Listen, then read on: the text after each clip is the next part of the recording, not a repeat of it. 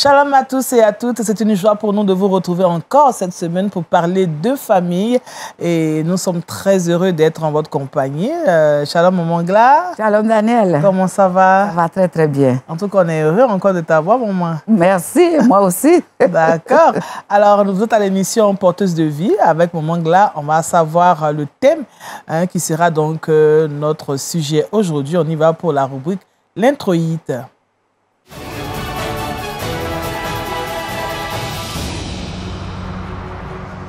Bien-aimés frères et sœurs, shalom.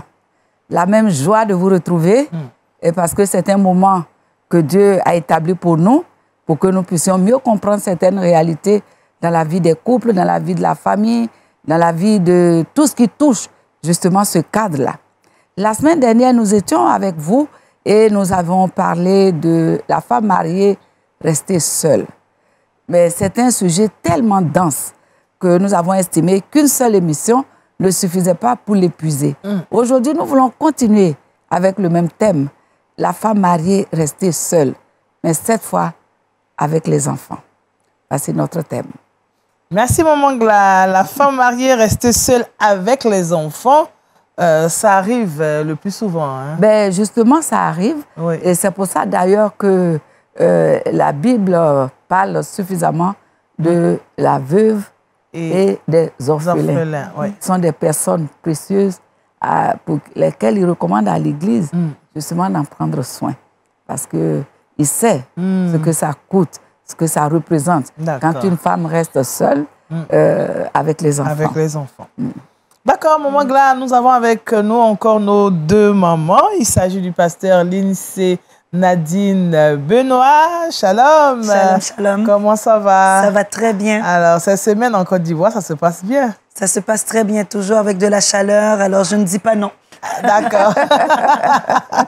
Donc, il faut en profiter. J'en profite. C'est ça. En tout cas, merci d'être là. Merci à toi. Pasteur Lindsay. Maman Pélagie Chaud, comment ça va? Ça va, pas la grâce de Dieu. Pardon, Pélagie Désiré Chaud. Faut pas que je dise. Pareil. C'est pareil, c'est la même personne. Merci. Comment ça va? Tout va bien, par la grâce du Seigneur. Et le ministère, parce que papa est pasteur, maman aussi est pasteur. Oui, par la grâce du Seigneur, nous essayons de faire le travail selon les différentes activités que le Seigneur nous confie. C'est ça. Et je pense que tout va bien pour le mieux, en tout cas. Pour le mieux, c'est ça. Je rappelle que maman Lindsay aussi est pasteur. C'est maman Gla et moi qui ne sont pas pasteurs. Oh. C'est des pasteurs, des bergers. Par la grâce de Dieu. Oui. Justement, il faut bien que nous soyons là pour qu'il y ait des pasteurs. C'est ça. Voilà. Alors, sans plus attendre, nous allons rentrer dans notre émission et c'est le petit débat.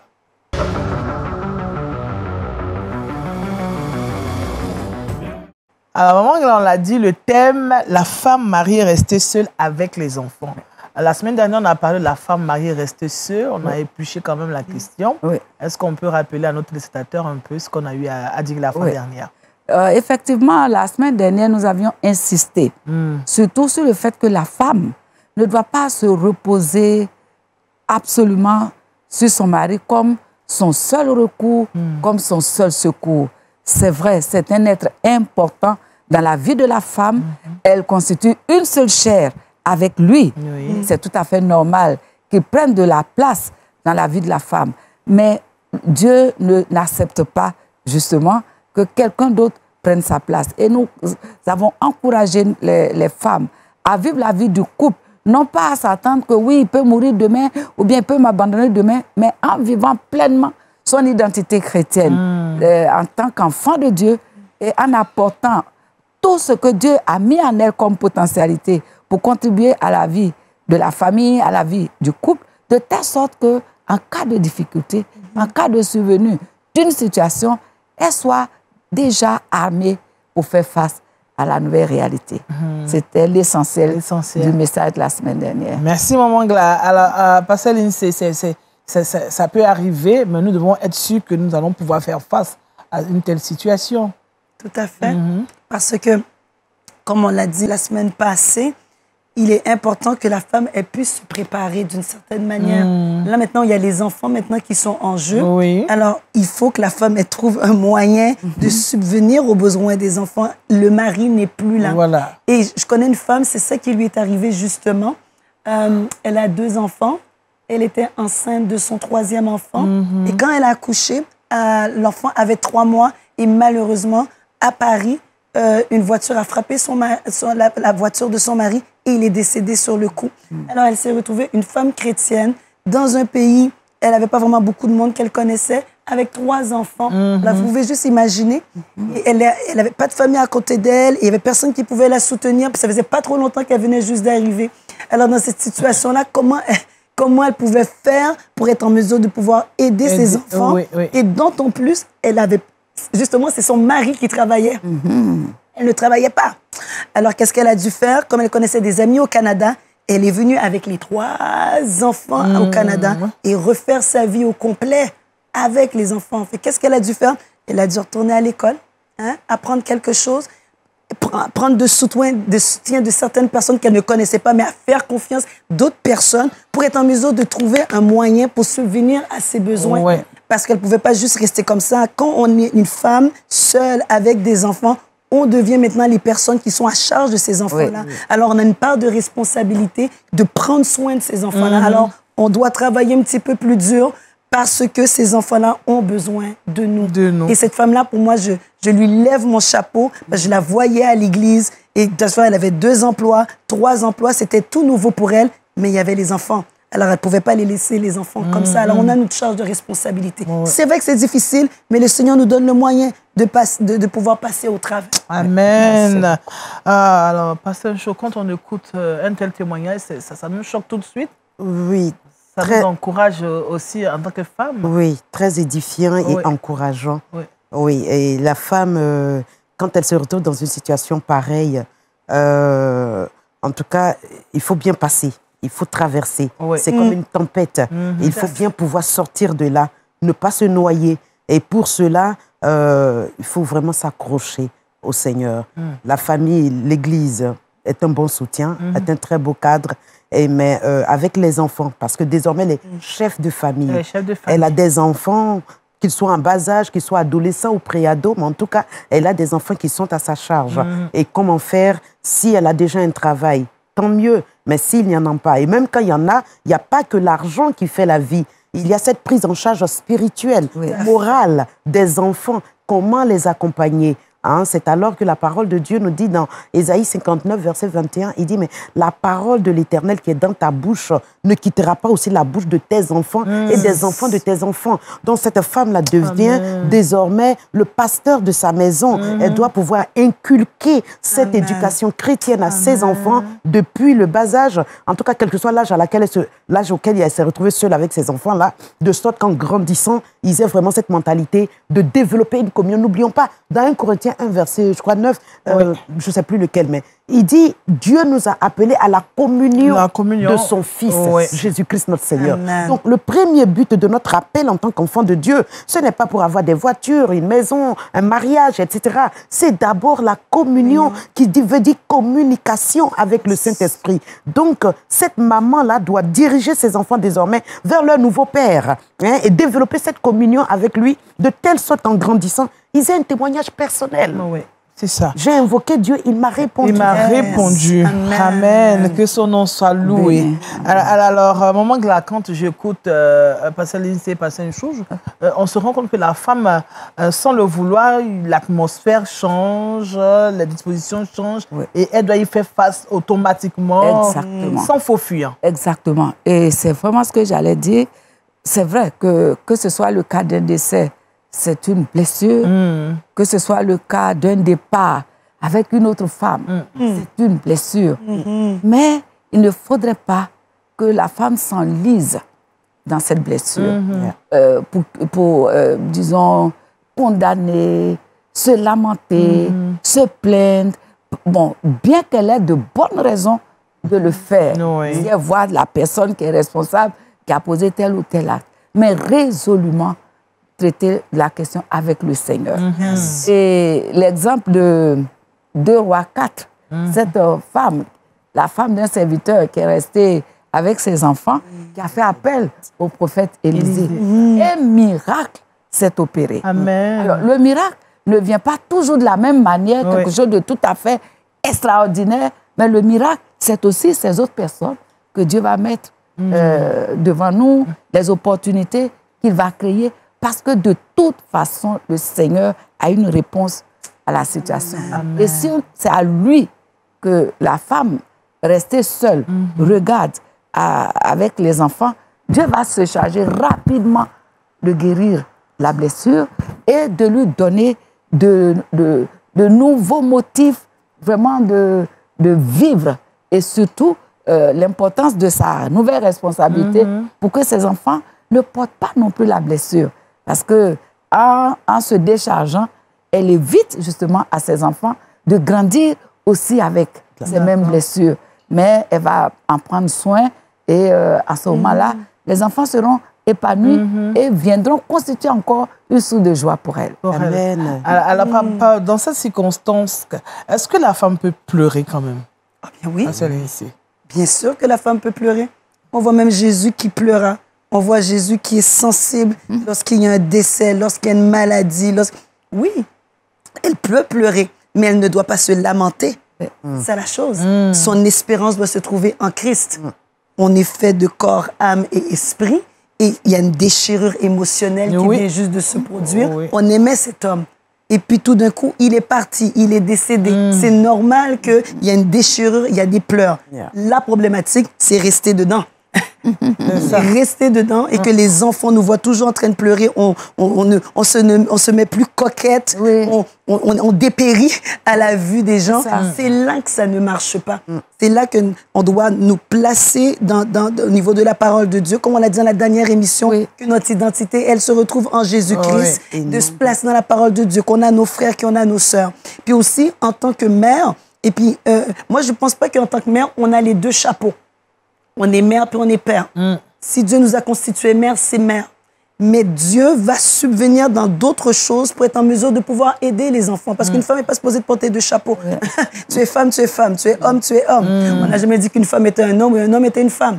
Alors, mais dans des circonstances, Dieu va subvenir. Il va peut-être mettre un oncle, un pasteur, un frère, une sœur, quelqu'un qui va être en mesure d'être une figure paternelle peut-être pour ses enfants. Mais ce n'est pas nécessaire d'aller se mettre un fardeau pour dire « Ah là, maintenant, je dois faire comme mon mari. » Non, Dieu va suffire. C'est à certaines choses peut-être que le mari faisait, que peut-être tu n'auras pas le choix de faire. Mais j'aime bien ce que le pasteur elle a dit tantôt. Le niveau spirituel, c'est la clé. Et cette femme-là que je vous parlais tantôt, c'est ça. Elle s'est mise dans le niveau de la parole. Et ses 3 enfants servent le Seigneur. Elle a passé par les pleurs, elle a passé par le regard des autres de la famille, les oui-dire, les gens qui parlent et tout ça, parce qu'elle avait perdu sa maison, elle avait perdu tout ce qu'il fallait, se retrouver dans un petit coin, mais elle regardait à l'avenir, mais elle se confiait en l'Éternel. Elle a dit, même si, comme la parole dit, je n'ai ni or ni argent, mais tout ce que je peux te donner Christ. Il parle à la suite, mais les enfants, ils ont grandi. Oui, en connaissant un des enfants, il y en a un qui dit, c'est certain, le manque de mon père me manque, j'aurais aimé ça, l'avoir présent avec moi, mais j'ai compris que ma mère m'a donné Christ. J'ai compris que ma mère, elle m'a parlé de Jésus-Christ. Ce manque-là sera toujours là, ce manque relationnel, humain d'un père présent, mais ma mère m'a éduqué d'avoir le Père céleste. Alors avec ça, je me réfugie dans cette dimension-là que mon père m'aime, le Père céleste m'aime. Et avec ça, il y a des oncles, il y a des frères, il y a des gens qui ont permis à aider ces petits garçons-là qui sont rendus maintenant des hommes, à ne pas se perdre dans ce niveau-là, de ne pas avoir un père paternel présent. Alors moi, je le dis toujours, on a un Père céleste qui nous aime. Amen. Alors, approprions-nous ce père-là. Parce que des fois, le père aussi terrestre, des fois, on a des problèmes avec nos pères terrestres. Et relationnellement, des fois, il peut être là, puis on a des problèmes avec. Mais celui qui ne va jamais nous décevoir, c'est celui-là. Amen, amen. Vraiment. On est vraiment nourris aujourd'hui. Cette émission, en fait, ce thème suscite vraiment beaucoup de vos réactions, en fait, des paroles fortes. Alors Pasteur Ncho, tout à l'heure, Pasteur Lindsay a dit que la femme ne peut pas être en même temps le père et la mère en même temps des enfants. Il faut qu'elle reste maman, mais qu'elle fasse ce qu'il y a à faire pour que les enfants soient... en Afrique, on se dit, on dit aux enfants, mais c'est moi qui suis votre père, c'est moi qui suis votre mère. Bon, on mélange pas parfois les choses. Vous dites ça? On dit, je suis le père. Donc, Bon, ça diffère aussi des cultures, peut-être, de la manière de voir la mentalité. Oui. Peut-être ça, oui. Oui, effectivement, ça doit être une question de mentalité, donc de culture. Oui. Effectivement, la parole de Dieu est claire. Hein? Oui. Le papa reste là. Le papa, la maman également reste la maman. Mais lorsque le père s'en va et que la mère se retrouve seule avec les enfants, bien évidemment, elle continue de jouer son rôle de mère. Je pense, comme elle a bien dit, hein, pour suppléer l'absence de ce papa, effectivement, quelqu'un d'autre peut faire figure de père auprès de ses enfants. Toujours est-il que pour moi, je pense que ce qui est vraiment important pour cette maman, désormais pour, j'ai envie de dire, l'équilibre spirituel et moral de ces enfants-là, c'est de leur montrer que c'est vrai qu'il n'y a pas un père physique qui est là, mais nous avons tous un père céleste, papa Dieu. Et donc, apprendre à ces enfants, comme je l'ai dit tantôt, la communion avec lui, parler avec lui. J'aime souvent, bon, moi encore, Dieu nous fait grâce, on est tous là.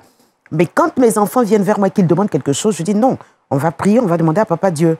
Parce que Papa Dieu peut trouver que ce soit moi l'instrument par lequel passer pour vous permettre d'obtenir cette chose, ou ça peut être un tonton, une tante ou quelqu'un d'autre. Donc nous allons prier. Donc j'ai appris aux enfants à compter sur l'Éternel et à s'attendre à lui. Et je pense que toute maman devrait conduire les enfants dans cette direction, de telle sorte que devant de telles situations, les enfants soient plus ou moins préparés. Et même si ce n'était pas fait, maintenant que c'est fait, son rôle à elle, c'est de continuer de les éduquer dans la parole de Dieu, dans tout son sérieux, sa sévérité, ses exigences. Oui, ne pas dire que je suis seule, les enfants me font pitié. D'où donc, il faut les laisser faire ce qu'ils veulent. Il ne faut pas être trop dur parce qu'ils vont trop sentir que le papa, il est absent. Parce qu'après, il faut rattraper cela. Et ça devient trop compliqué. J'en connais qui ont laissé faire. Et aujourd'hui, ces enfants, tantôt c'est à la Maca, on s'en va les retirer. La Maca, c'est la maison d'arrêt de correction d'Abidjan. Donc en prison, ils se retrouvent dans des histoires de drogue, etc. Donc la maman doit rester fidèle à la parole de Dieu qui exige que nous donnons aux enfants une éducation, même avec la verge à la main. Amen. Donc nous devions garder dans nos esprits que ces enfants-là ont besoin d'être disciplinés, d'être éduqués pour pouvoir devenir, j'ai envie de dire, de bons disciples demain de Christ et des hommes, des citoyens pour la société. Donc la maman, elle joue son rôle de maman. Elle continue d'éduquer, mais elle conduit les enfants vers le Père Céleste, en sorte qu'ils sachent qu'ils ont un Père. Elles ne sont pas seules. Amen, maman Gla. Oui, je voudrais poursuivre un peu la même réflexion en disant qu'en agissant ainsi, on évite le piège. Parce que tout au début, je parlais de l'attitude de lamentation, celui-là devait faire ci, ne le fait pas, celui-là devait apporter ça, et on finit par inculquer aussi aux enfants de la rancœur vis-à-vis du père qui est peut-être vivant et qui est quelque part ailleurs. Or, la parole de Dieu est claire. Honore ton père et ta mère. Quel que soit ce que le père a posé comme acte, l'enfant, lui, il doit rester selon ces principes que le Seigneur a donnés. Et donc, la maturité de la maman va éviter aux enfants le piège de tomber sous le coup de la malédiction de cette parole pour que qu'elle porte ce fardeau et avec le Seigneur, elle en sera déchargée, mais que ce fardeau ne devienne pas une hérédité pour les enfants. Sinon, c'est leur avenir aussi bien d'aujourd'hui, temporel, et même éternel, qui peut être affecté. Parfois, les enfants aussi ont des blessures. Est-ce que la maman aussi doit plus ou moins préparer les enfants du genre, la situation s'est présentée, la maman fait asseoir les enfants et les met devant les responsabilités. Est-ce que ça, c'est aussi une solution? Effectivement, dans la relation, souvent, ça dépend aussi de l'âge. D'accord. Quelquefois, voilà, les enfants sont encore tout petits. Bon, elle assume. Si les enfants sont grands et qui sont conscients de ce qui est arrivé, ils ont une opinion. Bon, peut-être ils en parlent, peut-être ils n'en parlent pas. Mais la femme doit faire en sorte que les enfants puissent guérir, aider les enfants à guérir. Et c'est là aussi où la communauté a toujours son rôle. C'est ça. N'est-ce pas? De telle sorte que ces enfants vraiment puissent marcher sans être toujours en train de condamner le père. Voilà. Et quand c'est le cas d'un décès, nous connaissons un peu nos sociétés, on a tout pris, donc c'est toute la rancœur que l'enfant garde vis-à-vis de la famille. Et tout ça, c'est toujours elle et ses enfants qui vont porter les conséquences. Si je pourrais rajouter, c'est tellement vrai. Quand je rencontre des couples qui ont des difficultés ou quoi que ce soit, je leur dis toujours, c'est votre problème de couple. C'est pas le problème des enfants. Oui. Et mettre le conjoint mort ou le conjoint acquitté, tout dépend, comme tu dis vraiment. Les enfants, s'ils sont en bas âge, il ne faut pas que les enfants puissent être au courant. Ils n'ont pas la maturité pour comprendre la dimension de problèmes de couple que deux adultes ont vécu. C'est ça. Sinon, ça va teinter le regard de l'enfant sur l'autre parent. Il va commencer à l'haïr ou à le manquer de respect parce que maman a parlé, parce que papa a parlé. Les problèmes d'adultes, ça reste les problèmes d'adultes et les problèmes d'enfants sont les problèmes d'enfants. Et en tant que femme, je crois qu'on doit protéger les enfants de ça. Si les enfants posent des questions, leur dire tout ça avec amour, c'est un problème de maman et papa. Je sais que ça te fait vraiment beaucoup mal, mais pour le moment, quand tu seras un petit peu plus grand, on verra si je peux t'en parler davantage. Mais tu sais une chose, papa t'aime. Tu sais une chose, maman t'aime. Mais là, pour le moment, c'est des problèmes des grands. Ah, d'accord. Et commencer à critiquer le conjoint, commencer à critiquer la belle famille. C'est là que ça ne marche pas parce que tôt ou tard, cet enfant-là va devenir adulte. Puis il va avoir la connaissance. C'est ça. Et ça vient le déranger. Alors, en tant que femme chrétienne, on a un problème avec nos conjoints s'il est encore vivant et on n'est plus ensemble. Préservez l'enfant. Oui. Gardez-le dans les voies du Seigneur. Lui-même, en grandissant, il verra, il apprendra. Oui. Mais nous, il faut protéger leur cœur, protéger leur âme pour pas qu'elles deviennent amères. Parce que de temps en temps, il y a même des enfants après qui se retournent. Oui. Ils se retournent vers la mère pour dire « Maman, mais c'est toi qui m'as éloigné de papa. » Mais l'enfant n'a pas besoin de savoir ça. Alors, il y a une différence à prendre entre les problèmes d'adultes et les problèmes d'enfants. En tant que femme, protégeons-les comme Dieu aussi nous protège. On protège. Merci, maman Lindsay, Pasteur Joe. Oui, je les rejoins. Hein. La maman doit quitter son stade de lamentation. Elle doit pouvoir pardonner afin de guérir de ses blessures. Elle doit pouvoir continuer, j'ai envie de dire même, si le conjoint est vivant, prier pour lui. Parce que c'est une âme qui a besoin d'être sauvée. Telle attitude, c'est la preuve qu'il ne connaît pas Dieu. Prier pour le salut de son âme, demander au Seigneur sa grâce sur sa vie. Et rejoindre aussi le pasteur Lindsay pour dire, effectivement, dans cette attitude de blessure, de rancune, de désarroi, la maman, de souffrance, elle peut être amenée à vouloir partager ça avec ses enfants. Et c'est surtout ce qu'il ne faut pas. Si, bon, malheureusement, c'est des pré-ados ou des ados et qu'ils comprennent, ils voient, ils sont conscients, c'est essayer de leur faire comprendre que, bon, le père est parti, certes, mais ça, c'est une affaire, bon, comme elle a dit, je ne vais pas me répéter. De grandes personnes. Voilà, c'est de grandes personnes. Mais je vous dis, je fais une parenthèse. Rapidement. Oui, j'ai rencontré un jeune homme de peut-être 17 ans et qui vit la situation. Je lui demandais comme ça, mais supposons que papa revenait et qu'il vous demandait pardon et qu'il disait qu'il veut reprendre sa place de père auprès de vous. Il me dit non, ça ne m'intéresse pas. Par contre, je lui ai demandé, est-ce que tu as pardonné? Est-ce que tu penses que... Il dit, ouais, non, je lui ai pardonné, j'ai pas de problème et tout. Je dis, ah bon, ben, je vais tester. Alors, et s'il revenait comme ça, il dit, ah non, je serais indifférent. S'il te demande pardon, il dit, mais je lui donne le pardon, mais je ne veux plus de lui, je ne veux pas de relation.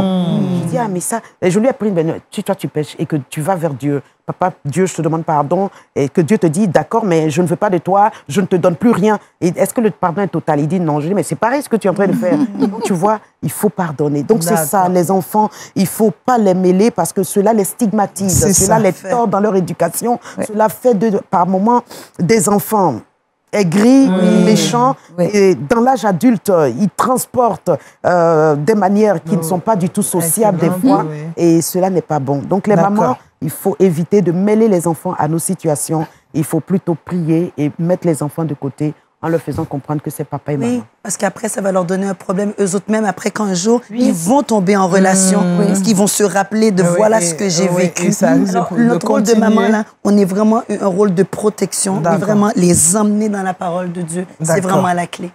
Merci, chère maman. On va partir pour le bon à savoir. Bon à savoir.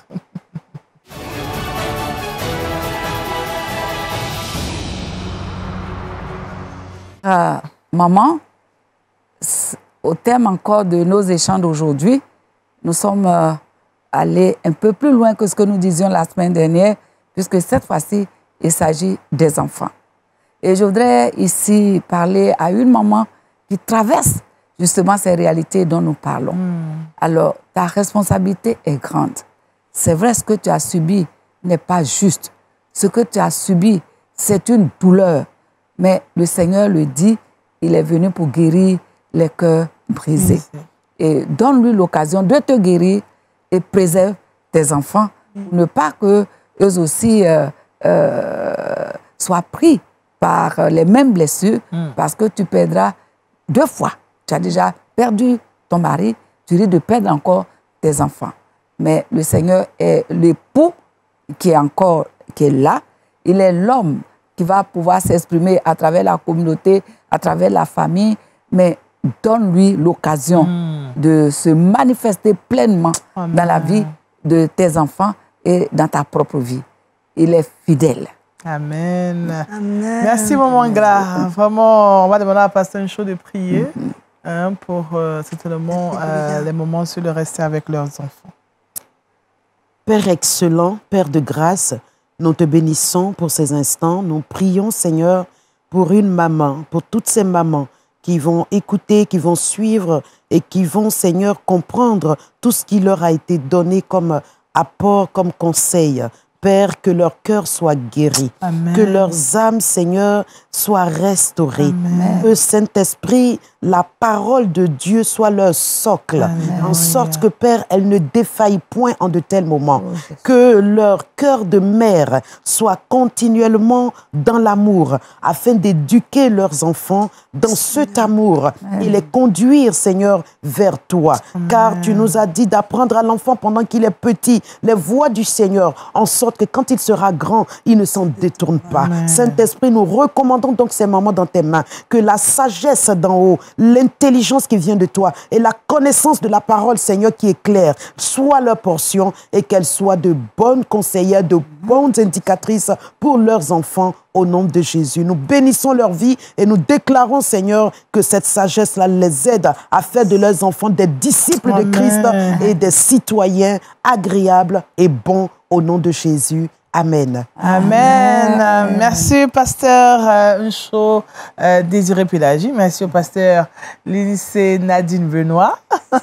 Merci à Maman Glas. Et puis merci à vous de nous avoir suivis. Portez-vous bien. Prenons soin de nos enfants, prenons soin de nos familles. Que Dieu nous bénisse. À bientôt.